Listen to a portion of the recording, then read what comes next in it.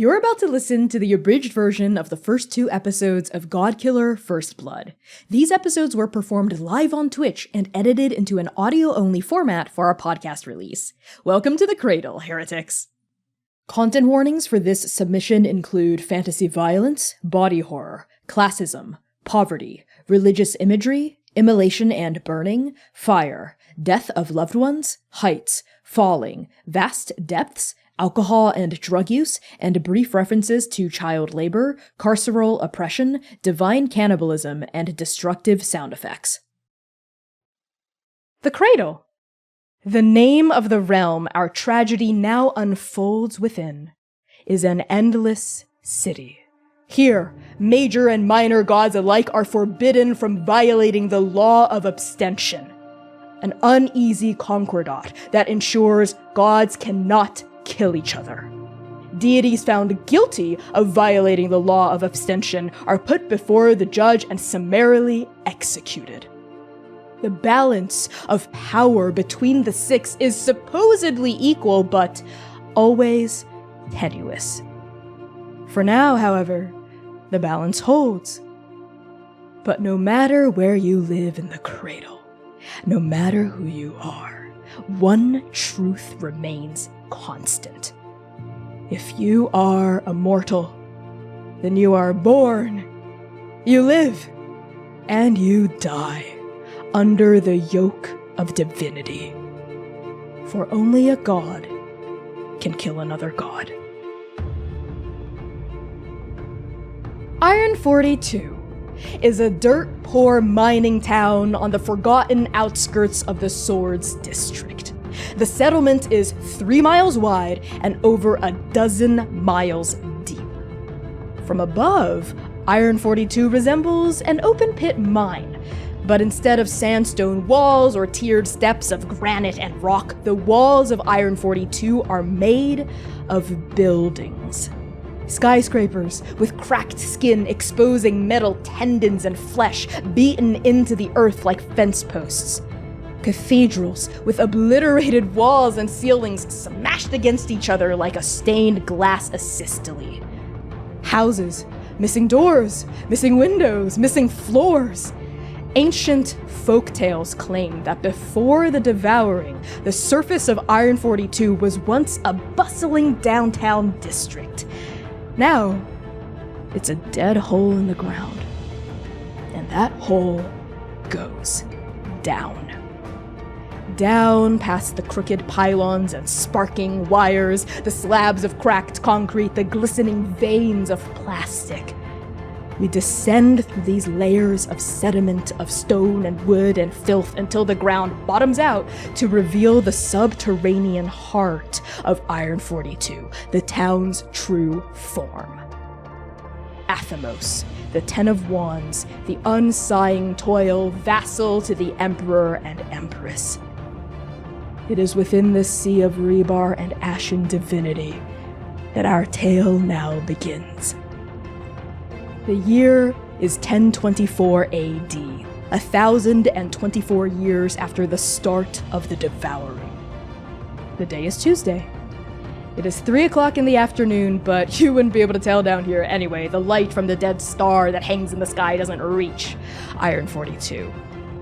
None of these details necessarily matter. What does matter is that today is the day Rune kills the devil. Rune, how does your fateful day in Iron 42 begin? Eat my dust, you fucking shitheads! And Rune jumps, with a stolen pack of cigarettes being tucked underneath the breastplate of their vest, the shoddy-looking undershirt stained already with dirt, coal, mine dust. Rune free falls down, maybe 10, 15 feet before they reach out and grab onto just a piece of iron sticking out of one of these huge dilapidated sized skyscrapers as they pull themselves up and swing themselves onto a little tiny piece of a wooden bridge as they start to make their way down down, deeper into Iron 42, and maybe there are some calls from behind them as the caravan of, sword supply wagon coming through, obviously not stopping in Iron 42, because who the fuck would stop and give actually good goods to Iron 42? But you know what? Rune needed a pack of smokes, and here we are. And they are swinging down, running, generally causing mayhem, as they are wont to do as an 18-year-old heretic. So as you kind of leave these swords in the dust, like literally coughing in your wake, you finally land on sub-level 12, which is the final sub-level before the mine shafts begin. It's kind of like the last bit of residential and commercial area in Iron 42.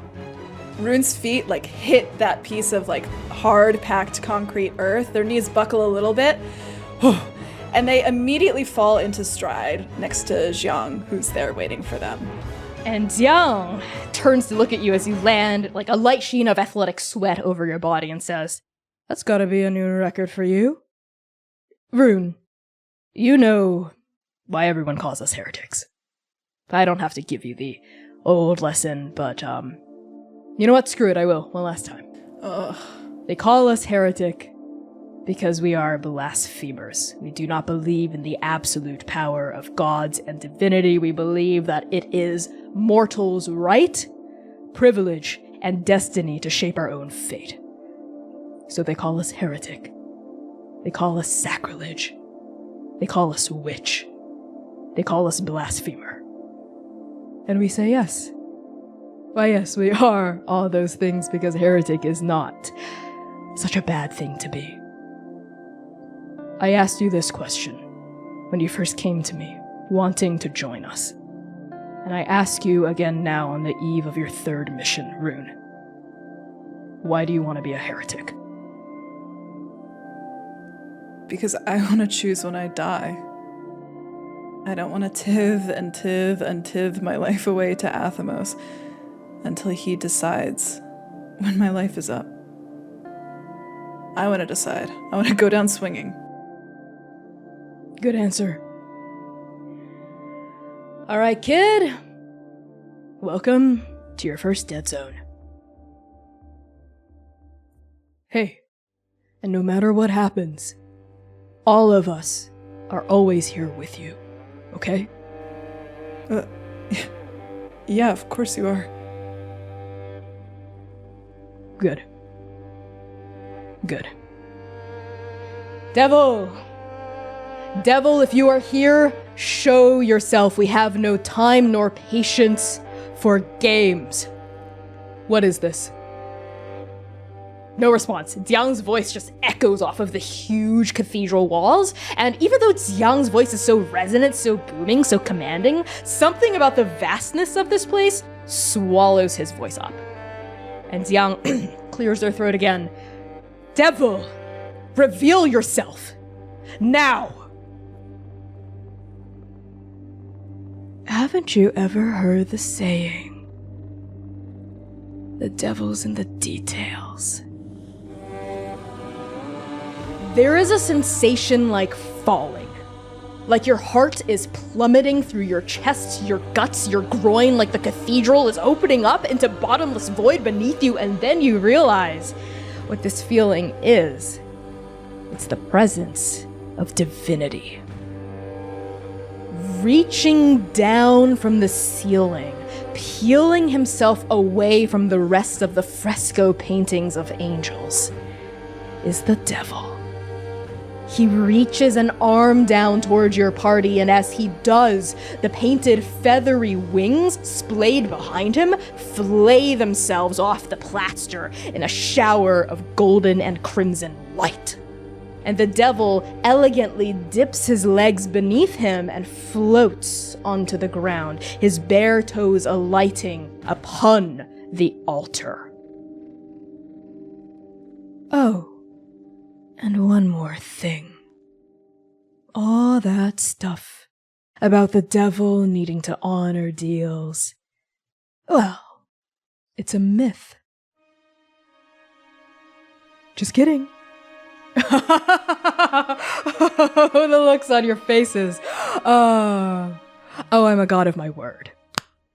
And the devil snaps. and Jiang erupts into flame. No. The screaming starts instantly, but it doesn't come from Jiang. It comes from the other heretics. Reyna immediately shrieks and runs forward, but Freya grabs her by the arm, holding her back. Opal, who was behind you this whole time, kind of staggers backward, and Bronwyn steps forward, their face alight with the fire that's now burning Jiang's skin, their clothes, their hair, and that's when Jiang begins to scream. It is a scream of pain, it is a scream of anger, and overwhelmingly, it is a scream of fear. And ablaze, Jiang staggers to the side, the smell of burning flesh now starting to fill the room. Black smoke coiling up toward the ceiling, and Jiang is shrieking through his own cries of pain. Liar! You fucking liar! This was not the deal! This was not what we said! This was not! And Freya is now drawing her weapons, and Griffin is drawing his weapons, and Dalvai is drawing their weapons, and Jiang rushes forward, still on fire, heaving his axe up in a powerful strike you've seen separate heads from bodies, up toward the devil, and the devil snaps, and Jiang crumbles into ash. And all hell breaks loose.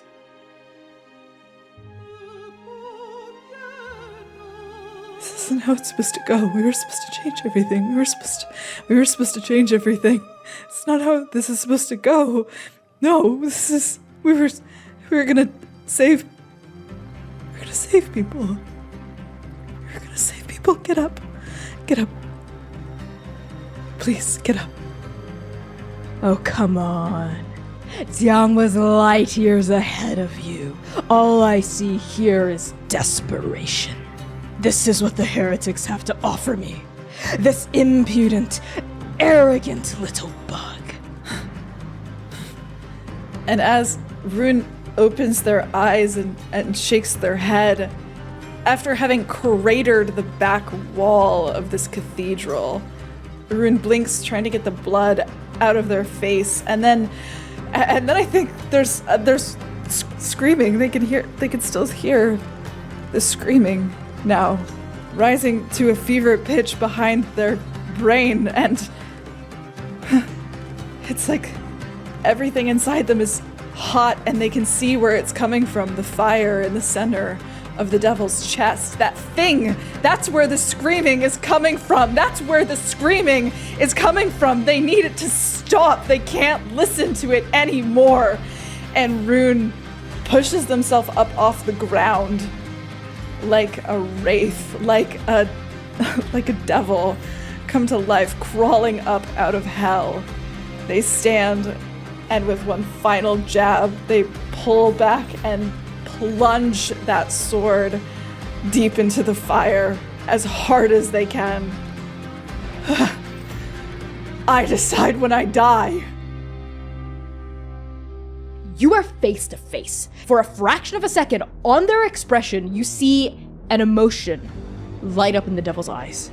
An emotion you don't understand. An emotion that is incomprehensible to you in that moment of adrenaline and fear and rage and desperation. And paired with that emotion, he says, see you in hell. And the devil explodes in a column of flame.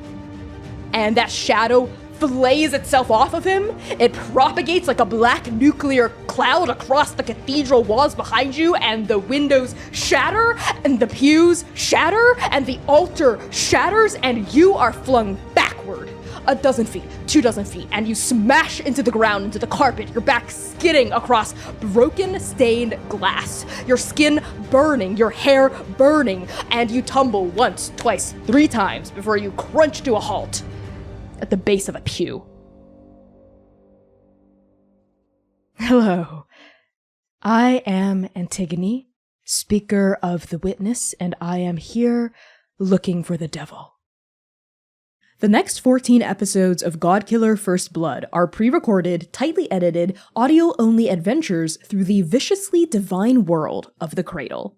Through this journey, Rune explores what it means to grieve, devote, be in community, love, and of course, kill a god. Thank you so much for listening to the abridged preview, and we hope to see you in the Cradle.